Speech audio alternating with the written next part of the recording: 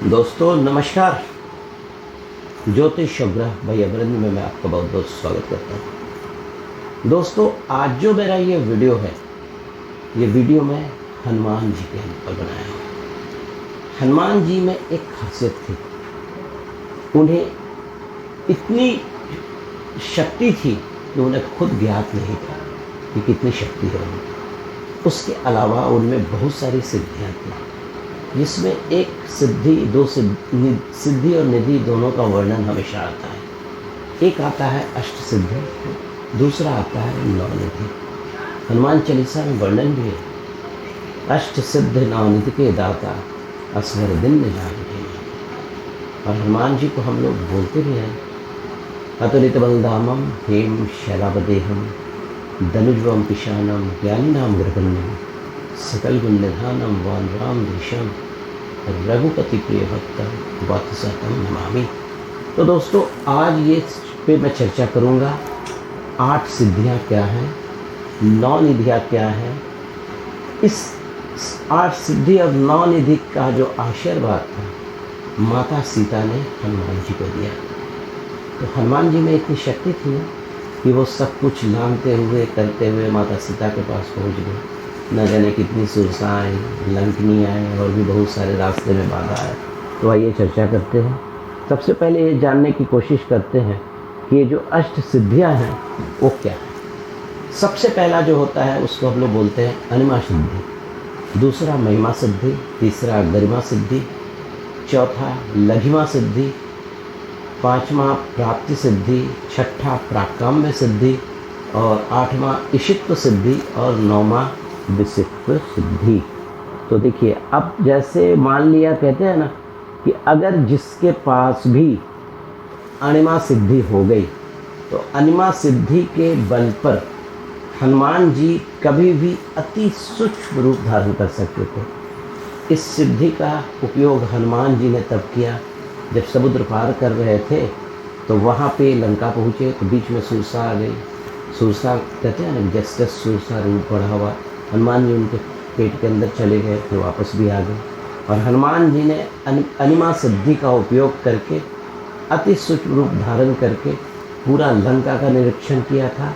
और अति सूक्ष्म होने के कारण हनुमान जी के विषय में लंका के लोगों को पता भी नहीं चला।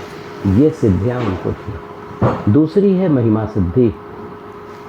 महिमा सिद्धि जो है, महिमा सिद्धि के बल पर हनुमान जी ने कई बार विशाल रूप धारण किया। जब हनुमान जी समुद्र पार करके लंका जा रहे थे तो देखिए यहाँ पर अनिमा और महिमा दोनों का वर्णन आ गया। तब उनका सुरसा नाम की जो राक्षसी थी उन्होंने उनका रास्ता रोक लिया। उस समय सुरसा को परास्त करने के लिए हनुमान जी ने स्वयं बड़ा विकराल रूप, मतलब 100 योजन का बड़ा रूप धारण कर लिया था।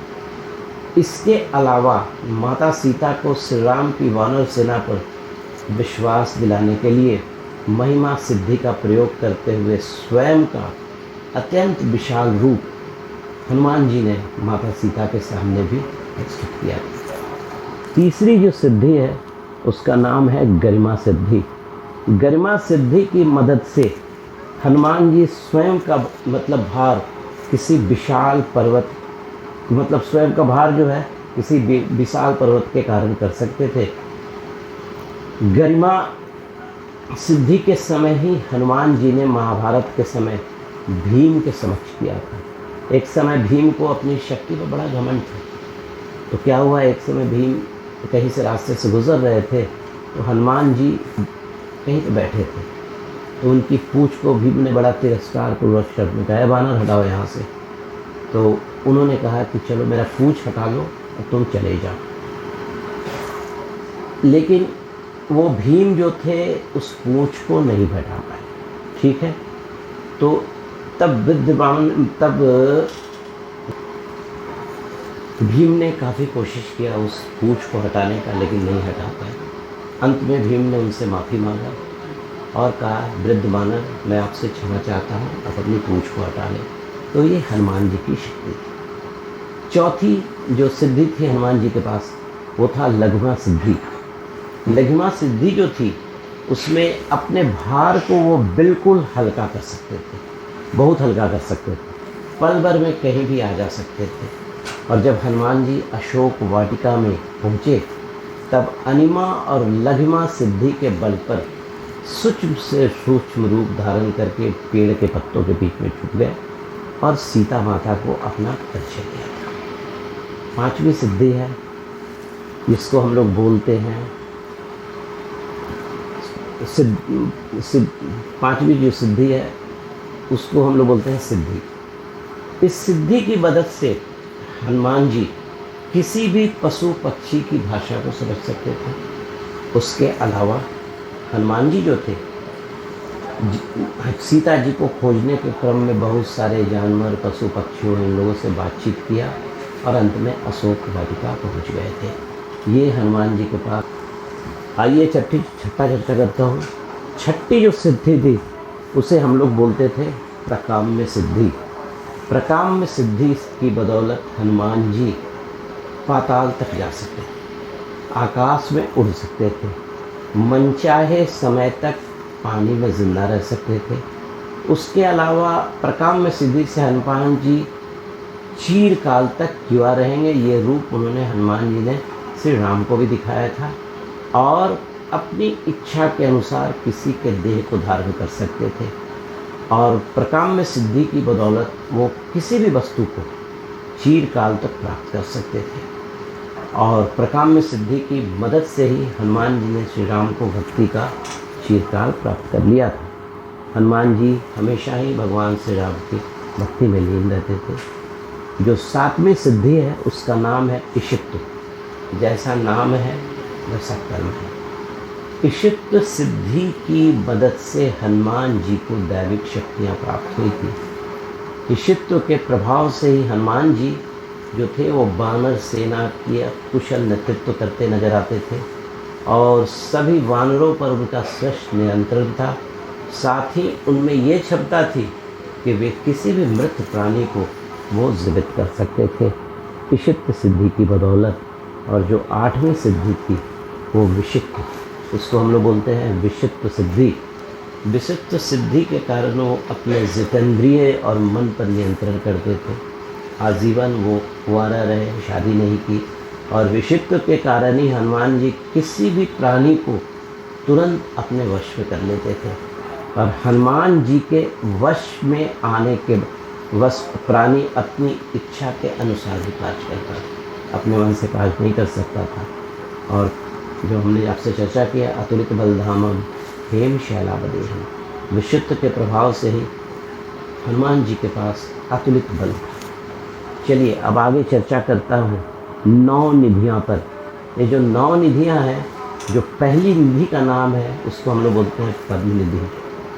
पद्म निधि जिसके पास भी हो गया, ऐसा जो मनुष्य होता है बहुत एस्थेटिक होता है, सात्विक होता है और सोना चांदी और भी ऑर्नामेंट्स वगैरह और भी ज्वेलर्स वगैरह का संग्रह करके दान करता है, उसे किसी चीज़ की लालच नहीं है। दूसरी जो निधि थी महापद्म। महापद्म निधि से लक्षित व्यक्ति, जिसके पास भी महापद्म निधि बैग होगा, वो अपने संग्रहित जो भी उसके पास धन जमा है उसका धन धार्मिक कार्यों में करता था। हमारे समाज में भी बहुत सारे ऐसे लोग हैं जिनके पास धन होता है और वो दान भी करते हैं। तीसरी जो सिद्धि थी इसे हम बोलते हैं नील। नील सिद्धि से जो सुशोभित कोई भी आदमी जो होगा, कोई भी आदमी है ना, वो एकदम उसके पास एक अलग ओज होगा, तेजस से संयुक्त होगा। और इसकी पीढ़ी जो है 3 पीढ़ी तक मतलब इंजॉय करती है, जिसके पास भी नील सिद्धि हो गई। चौथी जो निधि है उसका नाम है मुकुंद निधि। मुकुंद निधि से लक्षित जो व्यक्ति होता है वो रजोगुण संपन्न होता है और हमेशा वो राज्य के कल्याण के लिए ही करता है। आपने देखा हो बहुत सारे मंत्री हैं, मतलब बिल्कुल सात्विक हैं और एक देश के लिए सोचते हैं। उनके पास समझ लीजिए इस तरह की निधियाँ हैं, तभी तो उनके पास इतना सम्मान है। उसके बाद 5वीं जो निधि है उसका नाम है नंद निधि। ऐसा व्यक्ति राजस और तामस, हमारी जो 3 जो स्टेट होते हैं, सात्विक, राजसिक और तामसिक, तो राजसिक और तामसिक दोनों वाला व्यक्ति होता है और वही कुल को चलाता है कुल को 1 स्टार निधि देता है। उसके बाद जो छठी निधि है उसका नाम है मकर निधि। मकर निधि से संपन्न पुरुष अस्त्रों का संग्रह करने वाला होता है, बहादुर होता है, सेनापति होता है। और जो 7वीं निधि है उसका नाम है कक्षक। कक्षक निधि व्यक्ति तामस गुण वाला होता है और अपने मतलब संपत्ति वगैरह जो होती है उसका सुख का उपयोग करता है। थोड़ी सी राजसिक गुण और तामसिक गुण ज़्यादा होते हैं ना, तो सात्विक और राजसिक गुण का अभाव होता है। और एक होता है शंख निधि। शंख निधि जो है सिर्फ एक पीढ़ी के लिए होती है। उसके बाद अब 9वीं जो निधि होती है उसे हम लोग बोलते हैं खर्च निधि। खर्च निधि वाली व्यक्ति के स्वभाव में मिश्रित फल दिखाई देते हैं। दान भी करेगा, शिकायत भी करेगा, और भी जो भी उसके मन में जो नेगेटिव पॉजिटिव चीज़ें होंगी, और उनमें सात्विक, राजसिक और तामसिक तीनों जो गुण होता है उसकी बहुतायत होती है। उसके अलावा हमारे हनुमान जी के पास 10 गौण सिद्धियाँ हैं। तो अगर आप तन मन से हनुमान जी की पूजा करते हैं, हनुमाष्टक का पाठ करते हैं, सुंदरकांड का पाठ करते हैं, हनुमान चालीसा हमेशा रेगुलर पढ़ते हैं, राम रक्षा स्तोत्र पढ़ते हैं, जिसमें अगर राम रक्षा स्तोत्र पढ़ेंगे तो ऑटोमेटिकली हनुमान जी की कृपा हो जाएगी। आपके ज़िंदगी में किसी तरह का विभाव नहीं होगा। एक बार फिर से बोलूँगा मैं, हनुमान जी जो थे उनके पास अष्ट सिद्ध मेहनत के दाता, असवर दिन में जानकी माता। तो ये हमारे हनुमान जी, जिन्हें महावीर जी भी बोलते हैं, वानर राज भी बोलते हैं, केसरी नंदन भी बोलते हैं, उनकी ही महानता थी और वो बिल्कुल अलग थे और एक अजब क्षमता थी। तो दोस्तों, ज्योतिष और ग्रह भाई अमरेंद्र में आज के लिए इतना ही। अगर आपको मेरा वीडियो पसंद आया तो लाइक करेंगे, सब्सक्राइब भी कर दीजिएगा और लाइक बटन भी दबा दीजिएगा और बेल आइकन दबाना मत भूलिएगा, कि सो दैट कि मैं आपको कोई नया वीडियो आए तो मैं आपको सर्कुलेट मतलब वो ऑटोमेटिकली आप तक पहुंच जाए। थैंक यू वेरी मच और आपको बहुत बहुत शुभकामनाएं। जय